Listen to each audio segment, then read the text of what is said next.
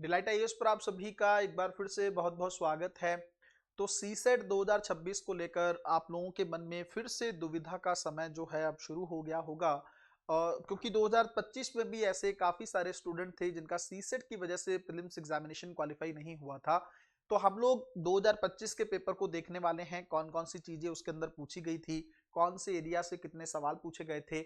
उन चीजों को ध्यान में रखते हुए 2026 के लिए किस तरह की रणनीति आप लोग फॉलो कर सकते हैं ताकि आपका हर हाल में सीसेट जो है वो क्वालिफाई हो जाए। सबसे पहले तो आप लोगों को ये देखना होगा कि 2025 के अंदर कौन से एरिया से कितने सवाल पूछे गए। कॉम्प्रिहेंशन से अगर आप लोग देखेंगे तो लगभग 29 सवाल पूछे गए। ये पॉजिटिव इसलिए है क्योंकि 26-27 के आसपास सवाल पूछे जाते रहे। अगर 29 सवाल कॉम्प्रिहेंशन से आते हैं तो थोड़ा अच्छी पॉसिबिलिटी हो जाती है हिंदी माध्यम के छात्रों के लिए सीसेट को क्वालिफाई करना। दूसरा, रीजनिंग से 20 सवाल पूछे गए। ये यहाँ पे थोड़ा सा नेगेटिव जोन हो गया क्योंकि 25-26 के आसपास सवाल रीजनिंग से पूछे जाते रहे, है ना। तो इस उसके सवाल जो है यूपीएससी ने कम कर दिए। और ये जो 20 सवाल भी पूछे ना, ये काफी डिफिकल्ट पूछे। आप लोगों को पता होगा हिंदी माध्यम के जो स्टूडेंट हैं वो कॉम्प्रिहेंशन के बाद रीजनिंग पे डिपेंड करते हैं। अगर इनका स्तर डिफिकल्ट कर देगा यूपीएससी, मैथ ऑलरेडी डिफिकल्ट है, तो सीसेट को क्वालिफाई करना और ज्यादा मुश्किल हो जाता है। तीसरी चीज, मैथ के अंदर लगभग 31 सवालों को पूछा गया। अगर मैं मोटे तौर पर बात करूं कॉम्प्रिहेंशन को लेकर 2025 में, तो इसमें यह था कि टाइम कंज्यूमिंग जो है पैसेजेस ज्यादा थे, है ना। थोड़ा टाइम और आपकी रीडिंग की स्पीड यहां पे मैटर करती थी। मैंने इसको लेकर वीडियोस भी बना रखी हैं कि आप अपनी रीडिंग की स्पीड को कैसे इंक्रीज कर सकते हैं, है ना। बहुत इंपॉर्टेंट वीडियो है, अगर किसी बच्चे ने नहीं देखा है तो मैं उस वीडियो को लास्ट में लगा दूंगा। आप लोग कम से कम उस वीडियो को जरूर देख लेना, उससे आपको यहाँ पे बहुत बेनिफिट मिलेगा। ये जो 29 प्रश्न पूछे गए, कौन कौन से एरिया से पूछे गए, एजुकेशन के सेक्टर से पूछा गया, क्लाइमेट चेंज, कॉर्पोरेट पूंजीवाद, अगर आप देखेंगे डिजिटल युग, ये ऐसे एरियाज थे जिनसे जो है पैसेजेस पूछे गए। एक और चीज ये हो जाती है कि अगर मान लीजिए यूपीएससी सवाल पूछता है कहीं ना कहीं पे संदेश को लेकर, पैसेजेस के अंदर क्या मुख्य संदेश, उसको डील करना तो थोड़ा सा आसान हो जाता है। लेकिन अगर सवाल रहता है अजम्पशन वाला, उसको डील करना मुश्किल हो जाता है। संदेश में तो आप पैसेजेस को पढ़ के बता सकते हैं कि भाई ये कहना चाहता है, इसका अल्टरनेटिव ऑब्जेक्टिव क्या है। लेकिन अगर आप कंजम्पशन की बात करेंगे तो इसका मतलब होता है कि जब वो पैसेज को लिख रहा था उसके माइंड में क्या चल रहा था, उसको प्रेडिक्ट करना थोड़ा सा मुश्किल हो जाता है ना। वो भी एक टेक्निक है, उसको अलग से डील किया जा सकता है। दूसरी चीज ये है कि पैसेजेस लंबे थे। अगर आप मुझसे पूछेंगे जो कहीं ना कहीं पे कंपैरेटिवली 2024 या 23 के मुकाबले, तो मुझे कॉम्प्रिहेंशन का सेगमेंट इस बार सही लगा। इसके चलते ही कई सारे बच्चों का सीसेट इस बार क्वालिफाई हुआ। अगर बात करूं रीजनिंग की, तो मैंने आपको बताया कि लगभग लगभग मॉडरेट लेवल का पेपर इसके अंदर पूछा गया।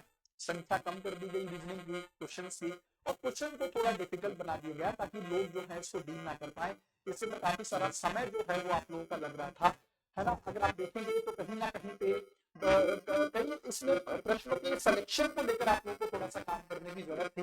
बहुत सिलेक्टिव अप्रोच आप लोगों को रखना था यहाँ पे। अगर आप देखेंगे रणनीतिक रूप से प्रश्नों का चयन करना, है ना, और थोड़ा सा ध्यान से कि किस सवाल को आप डील कर सकते हैं। क्योंकि रीजनिंग के अंदर सबसे बड़ा चैलेंज बच्चों ये होता है कि आपने मान लीजिए कोई सवाल उठा लिया, आपको लगा कि सिटिंग अरेंजमेंट है या कुछ भी है, इस तरह का सवाल पूछा गया, आपने उससे बहुत सारा टाइम दिया पर उसका आंसर नहीं निकल पाया, तो 10-12-15 मिनट जो भी आपने दिए वो आपका कंप्लीटली वेस्ट हो जाता है वहां पे, और इससे प्रेशर भी ज्यादा बिल्ड हो जाता है। 2023-24 के कंपैरिजन में 2022-23 के कंपैरिजन में कहीं ना कहीं पे जो है जटिलता इस सेक्शन की बढ़ गई। मैं अगर आपको नॉर्मली बात करूं तो 2020 से लेकर 2022 तक रीजनिंग का पूछा गया है।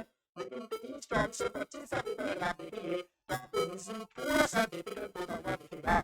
इसके अंदर कौन से एरिया पर कुछ फोकस करता है रीजनिंग में, सर्कुलर, लीनियर, रेफरेंस वगैरह, डायरेक्शन सेंस वगैरह, है ना। और अगर आप देखिए स्टेटमेंट कंक्लूजन के क्वेश्चन है, टाइप वाले क्वेश्चन पूछे जा रहे हैं, फंक्शन बेस्ड में क्वेश्चन यूपीएससी ने पूछे हैं। यही एरिया इस बार भी इंपॉर्टेंट रहेंगे। मैथ की बात करें तो आपको पता है 31 क्वेश्चन जो है इसके अंदर पूछे हैं, तो इसका मतलब इसका वेटेज सबसे ज्यादा है सीसेट के पेपर में। लेकिन डिफिकल्ट होता है क्योंकि जिसका बेस नहीं होता है इस चीज को लेकर, या जिसने पहले मैथ को पढ़ा नहीं, उसको इस सेक्शन को डील करना मुश्किल रहता है। नंबर सिस्टम 20 से ज्यादा सवालों को लेकर हमेशा ही आगे रहा है। अगर आपको कुछ और नहीं करना है मैथ में तो कम से कम नंबर सिस्टम को बहुत अच्छे से तैयार कर दीजिए। उसके अलावा अगर आप देखेंगे नंबर सिस्टम के अलावा एक और चीज मुझे आप लोगों को बतानी है कि कहीं ना कहीं पे ये जो परमुटेशन कॉम्बिनेशन के सवाल थे ये 2023-24 में पूछे गए, लेकिन 2025 के पेपर में इसके सवाल कम पूछे गए, तो ये भी एक अपने आप में इशू रहा। उसके अलावा data interpretation, time, speed, distance, age को लेकर सवाल, एवरेज को लेकर, प्रॉफिट एंड लॉस को लेकर, परसेंटेज, इंटरेस्ट रेशियो, है ना, और मिक्सचर वगैरह को लेकर, ये वो एरियाज हैं जिनसे यूपीएससी बार बार सवाल 100% पूछ रहा है। तो आप इन टॉपिक्स को तैयार करके मैथ को अच्छे से कर सकते हैं। अब बात यह है कि 2026 को लेकर हमारी किस तरह की स्ट्रेटेजी होनी चाहिए, इसको लेकर थोड़ा सा समझने का प्रयास करते हैं।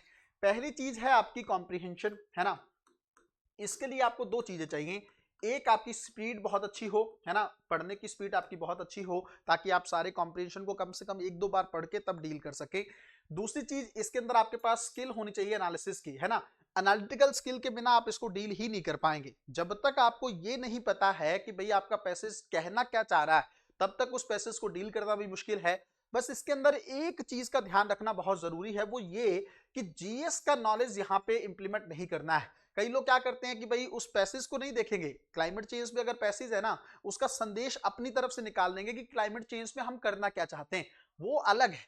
पैसेज क्या कहना चाह रहा है वो डिफरेंट मैटर है। तो आपको उस पर फोकस रखना है और उसी के आसपास अपने आप को रखना है। तो ये कॉम्प्रिहेंशन को डील करने के पॉइंट ऑफ व्यू से आपको करना होगा, और इन सबको बेहतर बनाने के लिए जरूरी है कि आप ज्यादा से ज्यादा प्रैक्टिस जो है कॉम्प्रिहेंशन को लेकर करें, तभी आप इस सेगमेंट को डील कर सकते हैं।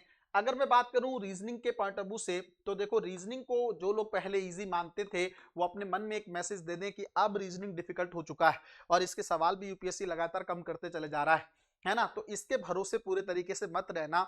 मैथ को थोड़ा बहुत अच्छा कर लेना, जैसे मैंने जो टॉपिक दिए हैं, कम से कम number system, ratio, percentage, average, ये वो एरिया हैं जिनको आपको कम से कम बहुत अच्छे से करके जाना चाहिए। अब कई बच्चे कहते हैं सर हम लोग तो ये पिछले साल भी करके गए थे। अरे देखो, अगर आपने मान लो एवरेज तैयार किया और एवरेज का सवाल ही वहां पे नहीं डील कर पाए, तो फिर फायदा क्या आपके तैयारी का। आपने रेशियो वाला सेगमेंट तैयार किया लेकिन वहां पे रेशियो का सवाल ही नहीं कर पाए, तो उस चीज का फायदा क्या। इसलिए मैं आप लोगों को एक बात कह रहा हूं, तैयार होने का मतलब यह है कि वहां पे उस टॉपिक से पूछा गया सवाल आप चुटकियों में हल कर पाए, तब मैं मानूंगा कि आपका वो टॉपिक बहुत अच्छे से तैयार है ना। तो इस तरीके से कुछ सेलेक्टेड टॉपिक जो है मैं आप लोगों को बता दूंगा, अभी भी मैंने आपको बता दिए हैं। एक अलग से वीडियो बनाकर मैं आपको दोनों सेगमेंट में से इंपॉर्टेंट टॉपिक की लिस्ट दे दूंगा। उसको ध्यान में रखते हुए कहीं ना कहीं पे आपको सीसेट 2026 को लेकर तैयार करना है। और जो लोग अभी भी नींद में हैं, कुछ लोगों को लगता है कि भाई अभी फॉर्म ही नहीं आया है यूपीएससी का, तो क्यों सीसेट को लेकर अभी से सीरियस होना है। पेपर का जो है फॉर्म आएगा, उसके बाद 2-3 महीने का समय है, उसके अंदर हम लोग सीसेट को बहुत अच्छे से कर लेंगे। ये बहुत नेगेटिव चीज है, अगर आप इस चीज को सोचकर मन में बैठें तो आपको बहुत ज्यादा नुकसान हो सकता है। सीसेट एक ऐसी चीज है जो प्रैक्टिस के साथ और टाइम के साथ तैयार होती है। जिन लोगों का बेस अच्छा नहीं है उनको एक एक साल भी सीसेट के लिए कम पड़ जाता है। तो अभी भी कुछ नहीं बिगड़ा है, यहाँ से लगभग 5-6 महीने का समय बाकी है।